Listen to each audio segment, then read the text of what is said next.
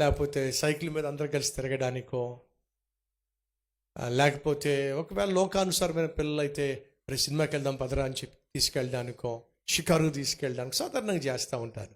నలుగురు పిల్లలు కలిసి పక్కింటోళ్ళు ఎదురింటోళ్ళు ఆ వీధిలో ఉన్నటువంటి నలుగురు పిల్లలు వచ్చి ఒరే రారా మంచి సినిమా వచ్చిందిరా, అవును టికెట్లు చూస్తావు రారా అని ఒకవేళ వాడిని శోధించే ప్రయత్నం చేస్తున్నారు అనుకోండి, ఆ శోధనకు వాడు లొంగకుండా ఉండాలనుకోండి,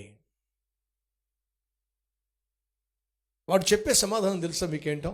మీరే చెప్పాలి. ఇప్పుడు స్నేహితులు వచ్చి వాడిని ఇంట్లో తీసుకెళ్ళాలి అని ప్రయత్నం చేస్తున్నప్పుడు, వాడిని శోధించాలి, వాళ్ళతో పాటు తిప్పుకోవాలి, వాళ్ళతో పాటు అపవిత్రమైన సినిమాలను చూపించాలి అని వాళ్ళు ప్రయత్నం చేస్తున్నప్పుడు వాడిచ్చే సమాధానం తెలుసు, రే పొండ్రా పొండి. ఎందుకని? డాడీ ఉన్నాడు ఇంట్లో, డాడీ ఉన్నాడు ఇంట్లో. ఎవరున్నారట? డాడీ ఉన్నారు. అంటే అర్థం తెలుసా మీకు? ఇంట్లో డాడీ ఉన్నాడురా, నా ఆటలు సాగవు, మీ ఆటలు కూడా సాగవు. మన ఇంట్లో ప్రభు అయిన యేసుక్రీస్తు ఉన్నట్లయితే సైతాను ఆటలు సాగవు. ఈ ధ్యాస కలిగి ఉంటే ఎంత బాగుంటుంది.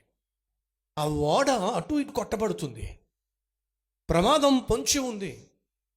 ఎప్పుడు ఎవరికి ఏమవుతుందో ఎవరికీ తెలియనటువంటి పరిస్థితి దాపరించింది. అటువంటి సమయంలో ఒకడు లేచాడండి, అంతమందిలో ఒకడు లేచాడు. లేచి నిబ్బరముతోనూ నెమ్మదితోనూ లేచి నిలబడి అంటున్నాడు, భయపడకండి,